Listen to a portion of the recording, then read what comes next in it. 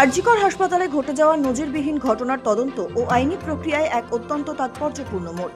ব্যক্তিগত কারণ দেখিয়ে আচমকা আরজিকর কাণ্ডের মতো হাই প্রোফাইল মামলা থেকে সরে দাঁড়িয়েছিলেন কলকাতা হাইকোর্টের বিচারপতি রাজাশেখর মান্থা। এবার সেই মামলাতেই তৈরি হলো নতুন বেঞ্চ।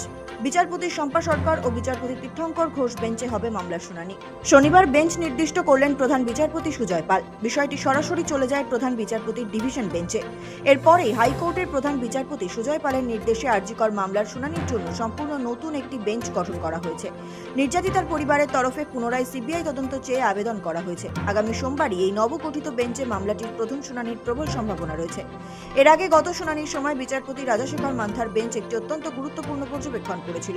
সেই সময় বেঞ্চের তরফে জানানো হয়েছিল, বর্তমানে আদালতে মামলার চাপ অতিরিক্ত মাত্রায় বৃদ্ধি পেয়েছে।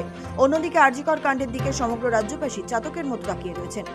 তাই এই স্পর্শকাতর মামলার সুবিচারের স্বার্থে এবং সত্য উদ্ঘাটনে এমন একটি নির্দিষ্ট বেঞ্চের কাছে এর শুনানি হওয়া প্রয়োজন, যারা মামলার গভীরতা বুঝে পর্যাপ্ত সময় দিতে সমর্থ হবেন। সেই সময় বিচারপতি মান্থা স্পষ্ট জানিয়েছিলেন, তিনিও চান এই মামলায় যেন এক বিন্দু খামতি না রেখে সঠিক বিচার সম্পন্ন হয়। তার মতে কেবল নির্যাতিতার পরিবারই নয়, এই মামলায় সাজাপ্রাপ্ত ব্যক্তি এবং কেন্দ্রীয় তদন্তকারী সংস্থা সিবিআই এর পক্ষ থেকে যে সমস্ত আবেদন জমা পড়েছে তার প্রতিটি পুঙ্খানুপুঙ্খ ও বিস্তারিত শুনানি হওয়া প্রয়োজন। সেই দীর্ঘ ও নিবিড় আইনি প্রক্রিয়া নিশ্চিত করার লক্ষ্যেই তারা এই বেঞ্চ বদলের সিদ্ধান্ত নিয়েছেন।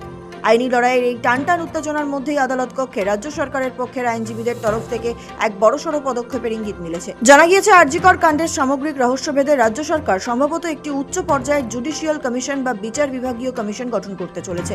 তাৎপর্যপূর্ণ বিষয় হলো, বিধানসভা নির্বাচনে জিতে ক্ষমতায় আসার আগে থেকেই ভারতীয় জনতা পার্টি প্রতিশ্রুতি দিয়েছিল যে তারা আরজিকর ইস্যুতে সম্পূর্ণ স্বচ্ছ ও নিরপেক্ষ তদন্তের ব্যবস্থা করবে।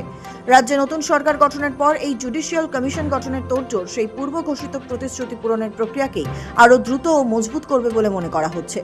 শুক্রবারই কর্তব্যে গাফিলতি এবং তথ্য প্রমাণ লোপাটের চেষ্টার মতো গুরুতর অভিযোগে বিনীত গোয়েল, ইন্দিরা মুখোপাধ্যায় এবং অভিষেক গুপ্তাকে সাসপেন্ড করেছে রাজ্য সরকার।